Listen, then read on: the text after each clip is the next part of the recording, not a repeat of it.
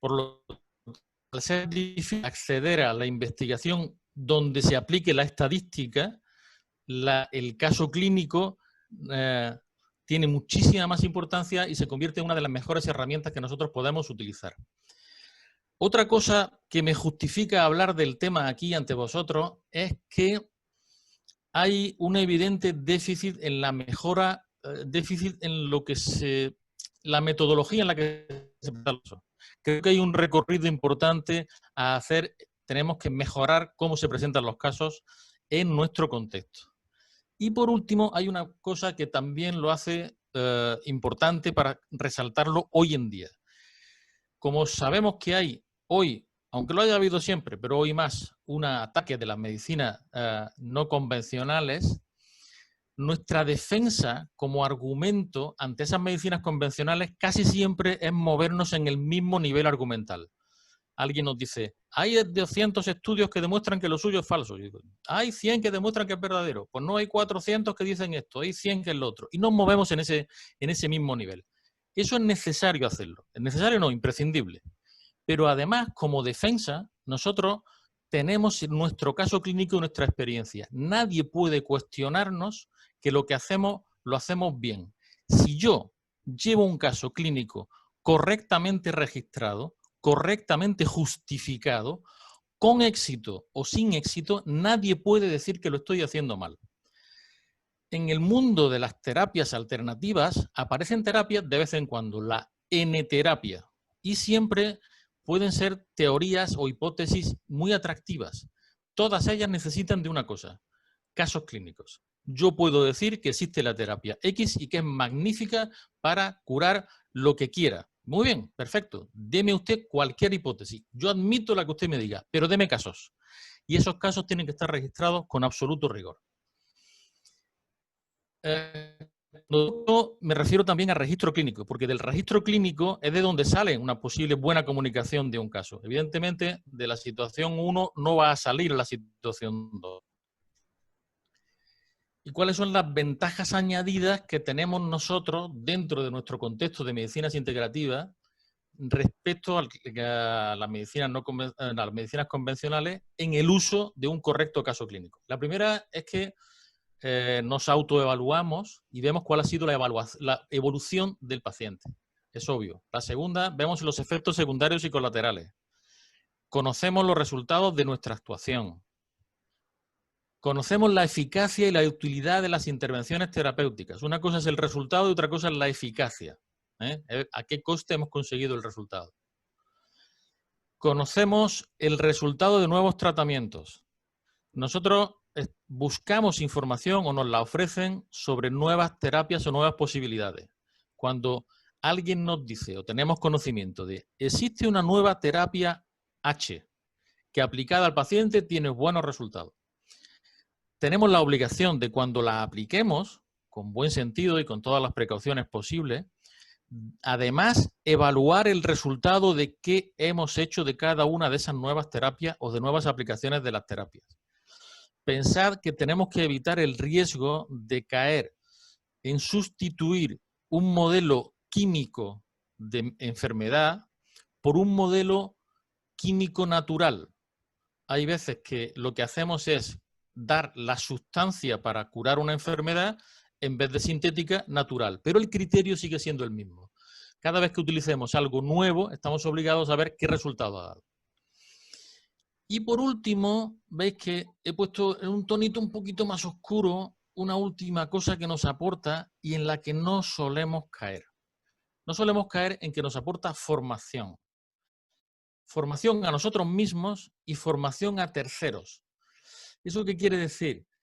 Que hay veces que nosotros buscamos fuentes de formación externa. Somos capaces de hacer una investigación sobre los casos clínicos de una enfermedad en un hospital del siglo XVIII de Cuenca y no nos damos cuenta de que tenemos una fuente bibliográfica de estudio que son nuestros propios casos. Tenemos que autoestudiarnos para formar y contrastar lo que hacemos. Y por último, el caso clínico nos aporta la formación a terceros. ¿Qué quiere decir eso? Que las personas que vayan a practicar la terapia que nosotros hacemos solamente nos van a tener a nosotros como referente. Y si nosotros no transmitimos adecuadamente, se va a perder un eslabón en la formación de quien quiera llegar de nuevo a la terapia que nosotros practiquemos. Y un último detalle, que lo he sacado en otra diapositiva diferente, que creo que es importante. Es sutil, pero casi más importante que los demás. Que si hacemos las cosas bien en el registro del caso, que es el paso previo a una correcta presentación de un caso clínico, eso nos confiere una estructuración del pensamiento.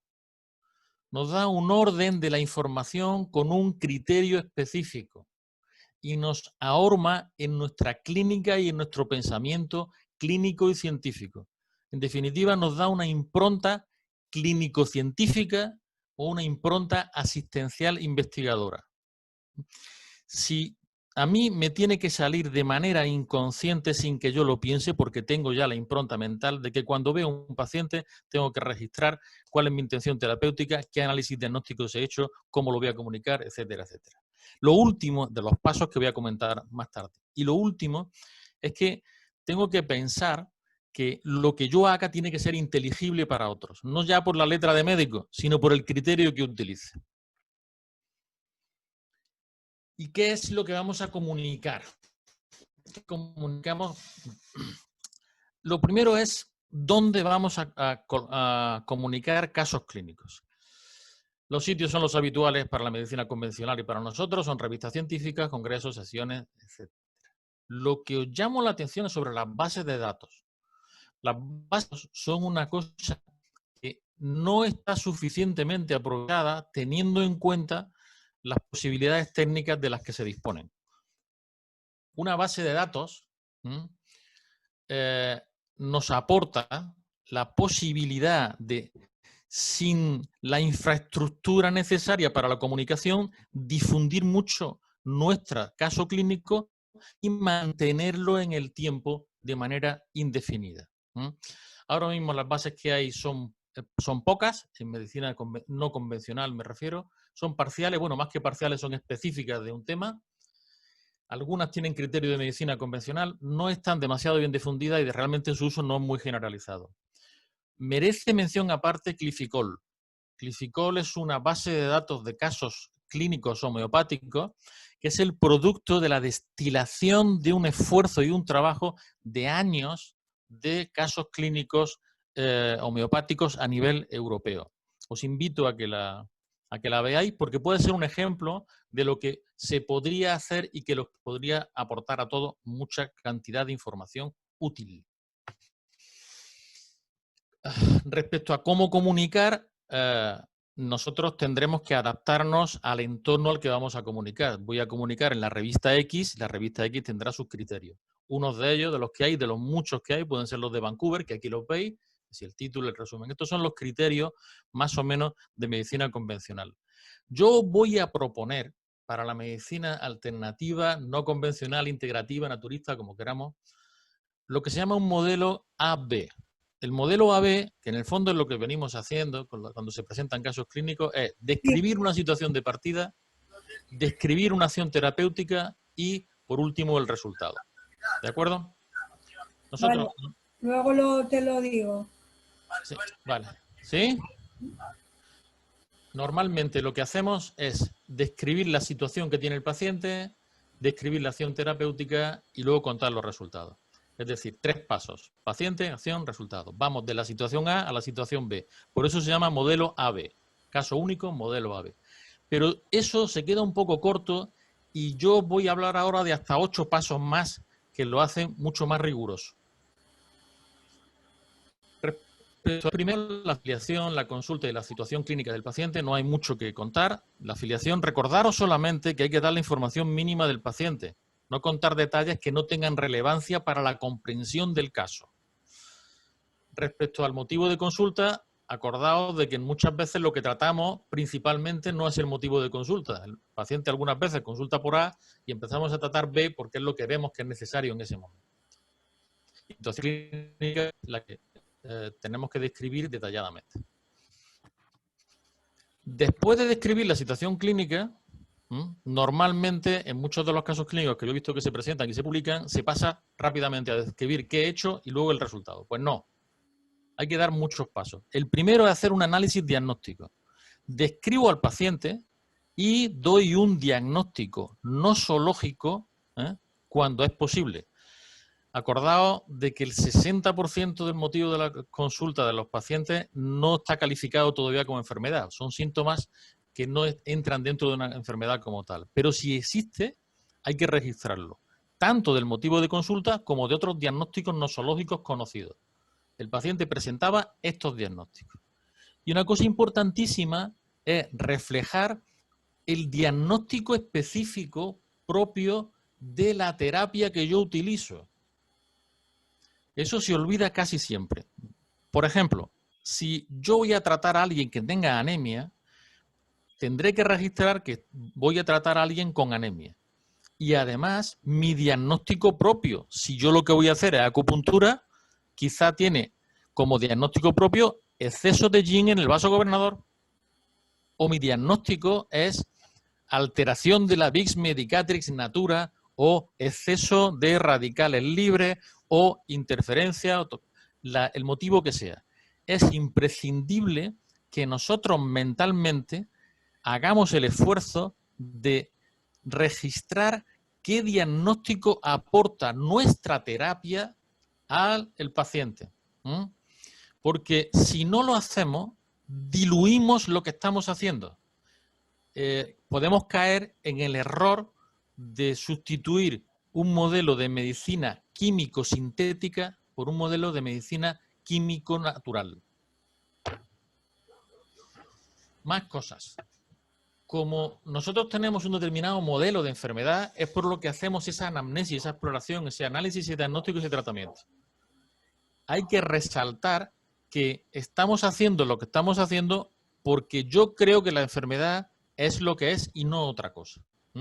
Eso lógicamente lleva a que yo tenga un concepto del ser humano, una visión en concreto de su relación con la naturaleza y por eso hacemos lo que hacemos. No podemos obviar ese paso ni nuestra mente puede sobreentenderlo. Hay que subrayarlo y realzarlo cotidianamente. Más cosas. Todavía no vamos a ir a explicar el resultado de lo que hemos hecho. Vamos a definir cuál es nuestra intención. ¿Cuál es nuestra intención? ¿Qué es lo que quiero hacer? Bien. Normalmente se suele intentar explicar por qué hago las cosas y no es mala idea plantearse para qué las hacemos. Aquí es importante que dejemos un espacio mental para plantearnos cuál es mi intención y si no lo tengo muy claro, se anota. No tengo claro lo que quiero hacer, pero sí quiero mejorar el estado de la salud para que se aclare el cuadro sintomático del paciente, por ejemplo. Bien, seguimos haciendo cosas. Todavía ni siquiera hemos llegado a los resultados. Antes de seguir, tenemos que definir qué situación tenemos antes para ver qué ha ocurrido después. Y eso se hace definiendo criterios de seguimiento. ¿Qué es el antes y qué es el después? Sin trampa. Porque si no, podría ocurrir que la imagen de la izquierda la presentemos como que es capaz de llevarnos a la situación de la derecha y eso realmente no casa. Los criterios para definir se establecen en base a cada paciente y además tengo que establecer cómo voy a medirlos. Eso se llama establecer ítems de seguimiento. Yo analizo la situación de la que parto, viendo qué le ocurre al paciente, defino qué voy a valorar y cómo lo voy a valorar. Por ejemplo, si lo que voy a valorar es cómo evoluciona el dolor en un paciente, el criterio será el dolor. Y los ítems podrían ser la toma de analgésicos, el nivel de actividad, la escala analógica, etc.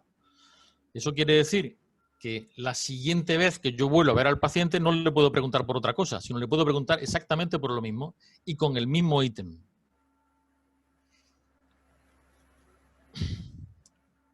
Ahora vamos a definir, ya hemos definido, lo veis aquí en la parte izquierda, el paciente, motivo de consulta, la descripción de la situación, el análisis diagnóstico, cuál es mi intención, cuáles son los criterios de seguimiento y ahora voy a definir qué es lo que voy a hacer, cuál es mi intervención terapéutica. Bien, tengo que reflejar exactamente y precisamente qué es lo que he hecho, cuál es mi terapia y mi tratamiento, pero de una manera completa.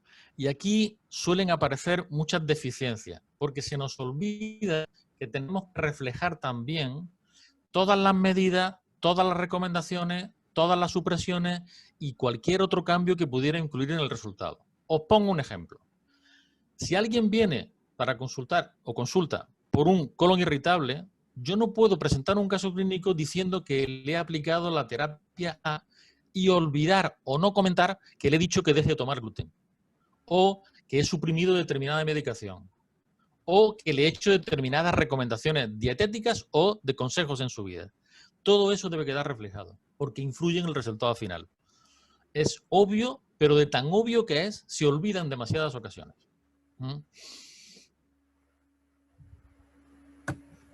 Tenemos que intentar compensar la idea de que cualquier terapia no convencional funciona porque atiendo al paciente, este se siente atendido, como se siente atendido me cuenta cosas que no le cuenta a otro y por eso mejora, le suprimo las cosas que le van mal y le doy varios consejos. Y de estos tres elementos que vemos aquí, tenemos la mala fama de que solamente por el segundo y por el tercero es por lo que se explica la mejoría de los pacientes y no por la prescripción.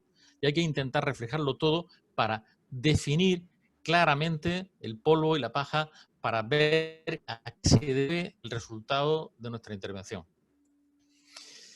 Y si estáis ahí y no os habéis dormido, vamos a ir al análisis del caso. Esto es lo más divertido y es una propuesta que os hago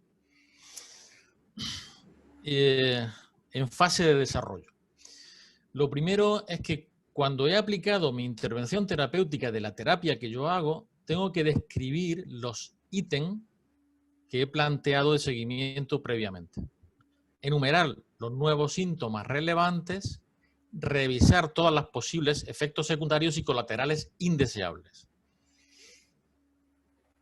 Es decir, el ítem 1 tengo que ver si se ha transformado en 1A, 1B, ha desaparecido, reaparecido, el 2, etc.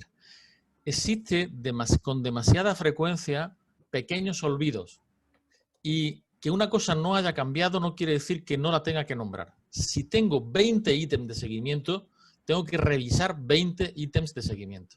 Si no, se queda coja cualquier prescripción que hagamos posteriormente y cualquier interpretación que hagamos posteriormente. Dicho lo cual, nosotros nos vamos a analizar qué es lo que ha pasado. Esto es bastante complicado. Esto es bastante complicado. Es divertido, pero es complicado, porque muchas veces que en las presentaciones de los casos, cuando llega el capítulo análisis, que en otros sitios se llama discusión, juicio crítico, análisis general de resultados, etc., se empieza a dar interpretaciones sin saber muy bien qué hay que contar. Lo que hay que contar es qué ha ocurrido, por qué ha ocurrido y para qué creo que ha ocurrido. Es decir, yo tengo que intentar darle una explicación a lo que ha pasado. ¿Por qué ha ocurrido? Si puedo, ¿para qué ha pasado? ¿Vale? Y eso hay que interpretarlo según el criterio de nuestra terapia. Yo no puedo decir que alguien tenía anemia, le hago un tratamiento y luego decir le ha bajado, le ha subido el hematocrito. Si mi diagnóstico previo era un exceso de yin, una alteración de otro tipo, tengo que revisar según el criterio diagnóstico que he utilizado al principio del caso. En esa discusión, una cosa muy difícil es establecer la causalidad. En medicina es muy difícil en cualquiera de las especialidades establecer cuál es la causalidad, cuál es la causa de lo que hacemos. Si mi acción terapéutica es la responsable realmente del estado final que tiene el paciente. Bien, y además no existe por el momento definido ningún sistema en el que se defina cómo establecer esa causalidad. Nos podemos acercar de un modo cualitativo y hacer una aproximación. Y lo que os voy a presentar es una parte de un trabajo que, como he dicho, se hizo hace años para intentar definir esto. La única conclusión posible, según el sistema que os voy a presentar, era que nosotros podíamos proponer si nuestro tratamiento había terminado, había sido el responsable de la situación final del paciente, y eso era posible, probable, bastante probable o muy probable. Para eso hay que hacer una cosa, en primer lugar, lo que se llama definir línea de base. La línea de base es una línea de base evolutiva desde el punto de vista nosológico y desde el punto de vista pronóstico y desde el punto de vista personal de cada paciente. Es decir, qué tendencia lleva la situación del paciente por las características de su enfermedad y por las características del propio paciente. Eso nos lleva a que podíamos tratar al paciente cuando éste esté en una fase estable, cuando tenga tendencia a la agravación, cuando tenga tendencia a la mejoría, o bien intervenimos en una patología de presentación cíclica. Si os fijáis en la línea azul, si el paciente está en la situación A y tendería a la situación B, cuando yo hago una intervención terapéutica súper maravillosa, representada ahí por la línea, por la flechita amarilla, nunca podría imputar la situación B del paciente a lo que yo he hecho, porque de manera natural, haga yo lo que haga, estaría mejor o estaría en la situación B.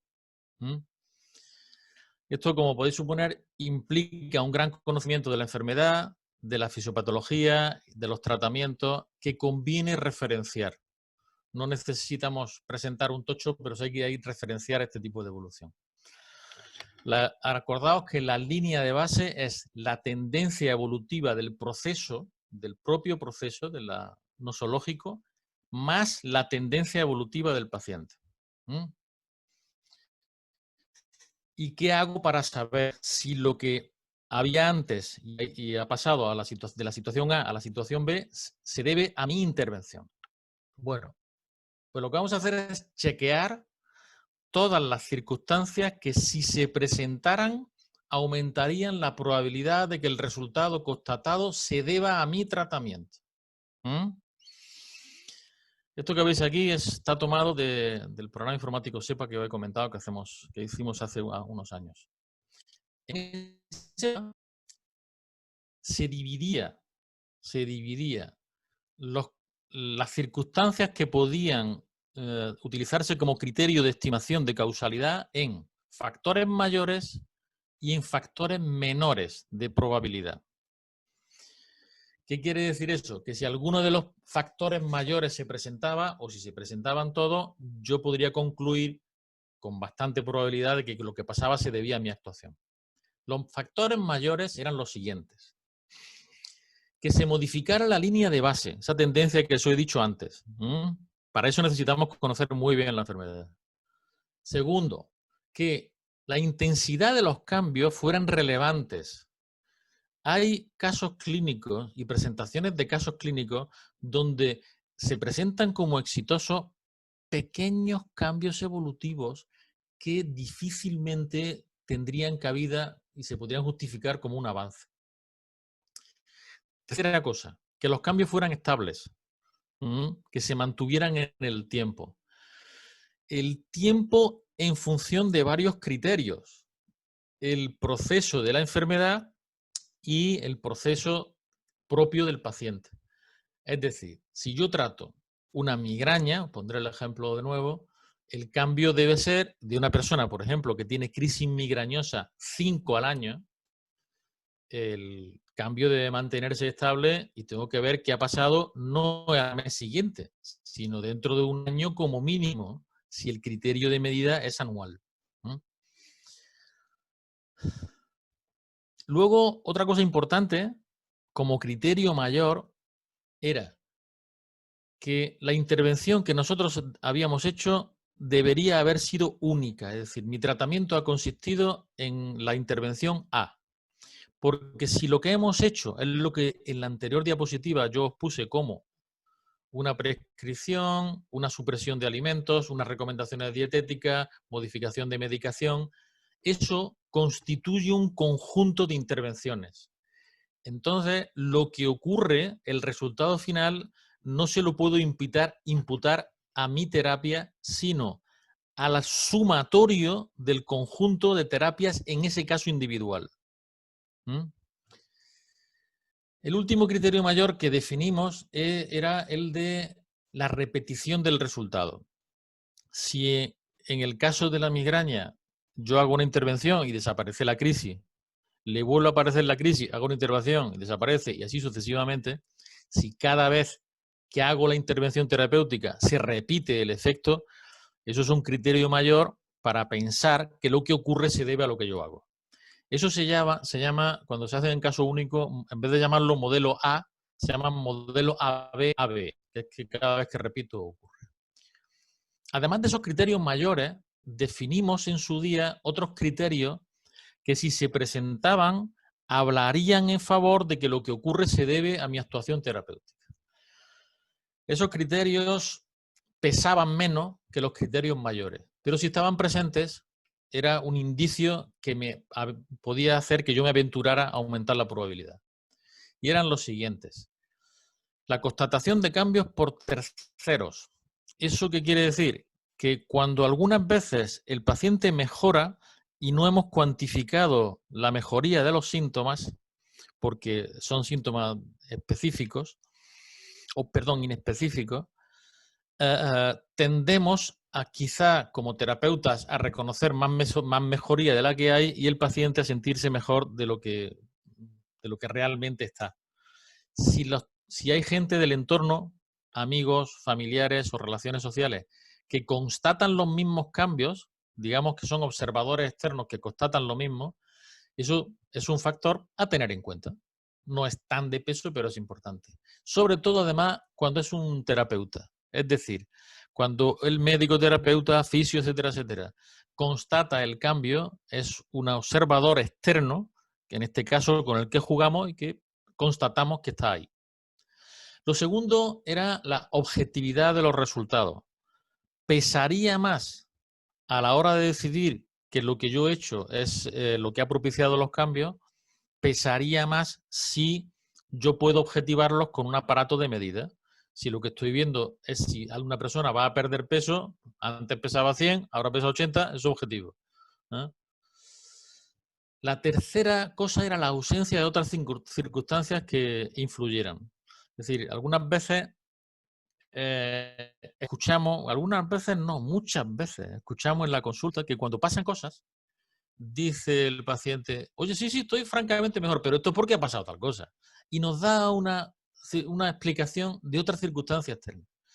Normalmente tendemos a despreciar ese tipo de comentarios, pero bueno, son circunstancias que pueden comentarse, pueden estar ahí y hay que anotarlas. Si no hay ninguna circunstancia, no hemos constatado, que pudiera interferir, pues encantado. Porque si alguien le ha tocado la lotería y está más contento, quizá haya que contarlo. Más cosas. La reducción de otras medidas terapéuticas. Si el paciente tenía establecido tratamiento sintomático para contrarrestar los síntomas que le estamos tratando, si el tratamiento estaba establecido por terceros, no por nosotros, y se le ha reducido la necesidad de la dependencia terapéutica de lo que estamos tratando, también sería un factor, en este caso un factor menor, para decidir probabilidad. Más cosas. El momento coherente con el comienzo de los cambios. Oye, los cambios que yo estoy valorando en el paciente se producen más o menos coherentemente cuando está bajo el efecto del tratamiento que yo le he aplicado. No vale que yo le haya dado a alguien o haya prescrito un tratamiento el 1 de enero y el 31 de diciembre, oye, pues esto es un poquito mejor. Un último punto que tenemos que incluimos, que discutimos bastante en su momento, fue el de la sensación subjetiva relevante del paciente. Eso quiere decir una cosa. Al ser subjetivo, digamos que no tendría mucho peso de valoración, pero hay veces que los pacientes nos cuentan que tienen la absoluta certeza de que lo que le pasa es por lo que ha tomado. A mí me está pasando esto, pero yo tengo la sensación, y no sé de dónde me viene, y además es muy fuerte, muy vívida, que esto se debe a lo que he tomado. Yo tengo esa experiencia respecto a las cosas alérgicas. Hay veces que hay pacientes que dicen, he comido 14 cosas, pero estoy seguro que lo que me ha sentado mal es el pimiento. Hacen la prueba y es que 2 días después sigue haciendo alergia al pimiento. Esa sensación tan vivida no es de gran peso, puesto que es subjetiva, pero al ser tan intensa habría que reflejarla. Una última línea, una penúltima línea que veis ahí es otros. ¿Qué quiere decir otros? Quiere decir que estos factores menores de probabilidad, incluso los mayores, son ampliables, únicos, y en cada caso el médico, el terapeuta, puede añadir algún elemento que crea que porque se ha presentado habla en favor de que lo que haya ocurrido se deba a su terapia. Esto es un proceso en fase de revisión y abierto. Yo lo trabajé hace años y os lo presento tal y como se trabajé, desde entonces no ha evolucionado, pero no deja de estar en revisión para añadir sobre todo criterios menores. ¿Qué ocurre cuando hacemos ese chequeo de los factores de probabilidad? Bien, pues que al chequearlo tenemos que respecto a un criterio concreto podemos decir se ha modificado la línea de base de este criterio, la intensidad ha sido relevante, los cambios han sido estables, etcétera, etcétera. Puedo chequear eso. Y en ese caso concreto puedo apoyarme en ese chequeo de la presentación de esa circunstancia para hacer una propuesta. Yo propongo, teniendo en cuenta lo que se ha presentado y esos criterios, que la relación entre el antes y el después es probable o muy probable y lo reflejo en el caso clínico. ¿Bien? Otra utilidad que tiene este sistema SEPA, es que permite el análisis de un tercero del caso. Si yo presento un caso clínico y hago mi correspondiente análisis diagnóstico e intento hacer una vinculación de causalidad, si no lo justifico o no lo fundamento, aunque sea cualitativamente en algún criterio, difícilmente puede ser criticable en el sentido constructivo. Mientras que si tengo esos criterios, alguien de fuera puede decir, vale, usted me propone que es muy probable, pero yo no veo aquí esa modificación que usted me ha dicho de la línea de base, de la tendencia de base. Y además usted me ha dicho que los cambios son estables, pero solamente a 2 meses.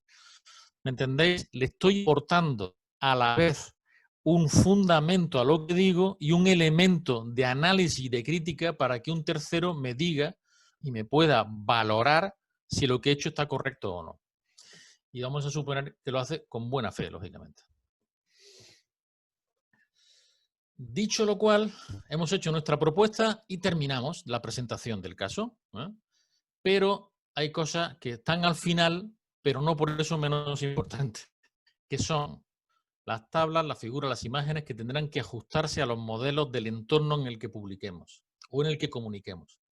Y adjuntar una documentación que normalmente es la identificación de quien presenta el caso, la declaración de confidencialidad, la declaración de consentimiento del paciente, consentimiento informado, la declaración de ausencia de conflicto de intereses.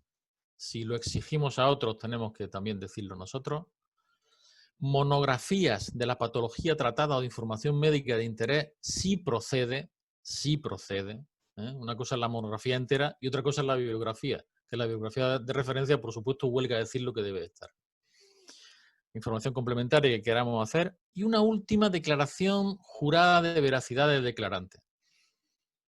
Podemos pensar que si yo presento un caso y o bien por sesgo no intencionado o con mala intención he ocultado o he hipertrofiado o he cambiado o he maquillado determinadas cosas, pues también voy a maquillar la declaración jurada. pero es absolutamente imprescindible de que yo pase por el paso, valga la redundancia, de asumir que hago una declaración de que lo que yo cuento, ese caso clínico, es absolutamente verdad, y si no lo fuere, yo asumo las consecuencias. Como resumen, ya veo cara de cansado.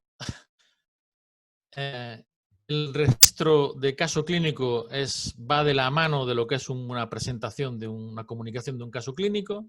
Es absolutamente imprescindible en medicina integrativa, incluso está demasiado olvidado respecto a la rentabilidad. Acordaos de que nos genera una estructura mental de pensamiento fundamental que es necesario para la investigación, para la formación propia y de terceros, y que el esquema hasta ahora de modelo caso único AB, el paciente, tratamiento, resultado, se queda un poco corto y os propongo que hagáis el pormenorizado. El de paciente, motivo de consulta, descripción de situación clínica, análisis diagnóstico, intención terapéutica, criterios de seguimiento, intervención terapéutica y análisis de resultados con las tres partes. La descripción del resultado, la explicación y la propuesta de causalidad. Y esto es un ladrillo. Es un ladrillo porque soy muy pesado, supongo. Pero esto que veis aquí tiene forma de ladrillo, aspecto de ladrillo y es un ladrillo. Es un ladrillo, no es una pared. Ni es un muro. Ni es una casa. Ni es un museo. Ni tampoco es un gran edificio monumental. Exclusivamente es un ladrillo. Un ladrillo igual que de importante que el resultado final. Si no hacemos buenos ladrillos, no construimos buenos edificios. Si no hacemos buenos casos clínicos, jamás podremos construir un corpus dogmático de referencia de nuestras terapias, independientemente de cualquier otra cosa que hagamos. No es una opción hacerlo bien o hacerlo regular. Es absolutamente imprescindible hacerlo rigurosamente todo lo mejor que podamos.